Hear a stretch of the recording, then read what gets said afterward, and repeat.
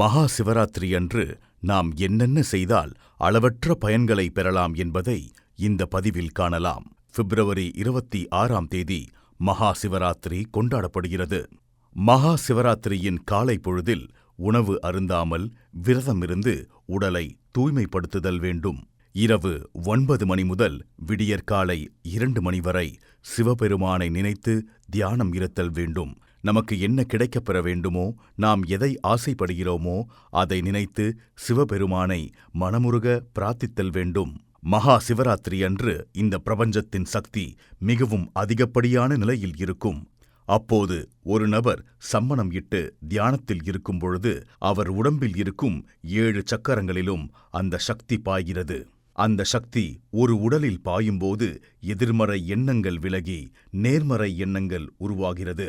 உடல் ஆரோக்கியம், மனதில் தெளிவு, இது அனைத்தும் மகா சிவராத்திரி நாளன்று நாம் விரதம் இருந்து தியானம் செய்யும்பொழுது கிடைக்குமாம்.